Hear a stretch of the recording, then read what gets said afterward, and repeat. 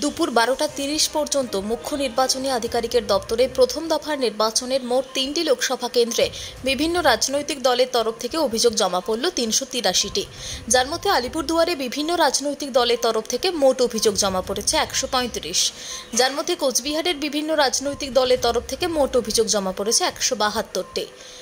জলপাইগুড়িতে বিভিন্ন রাজনৈতিক দলের তরফ থেকে মোট অভিযোগ জমা পড়েছে 76টি।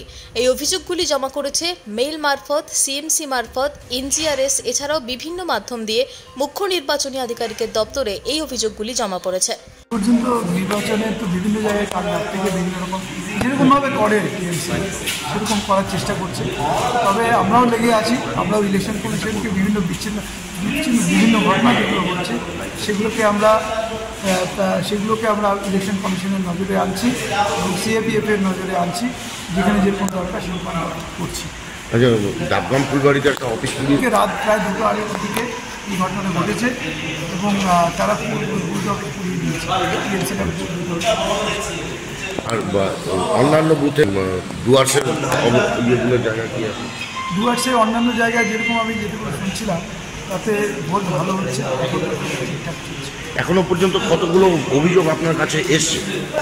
আমাদের কাছে অনেকগুলো অভিযোগ এসছে। ইলেকশন কমিশনের কাছে আমরা অ্যারাউন্ড আমার মনে হয় 7টার মতো আমরা করেছি। 6টা করেছিলাম, একটু আগে শুনলি আরেকটা করা হচ্ছে। তার মধ্যে কী কী রয়েছে?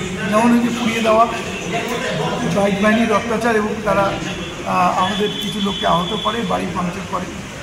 আমাদের লাটাবাড়িতে 235 নম্বর বুথে সেখানে আমাদের বুথ সভাপতিকে ভয় দেখানো হয় এবং সেখানে চাল এবং কাপড় ডিস্ট্রিবিউট করা হয়।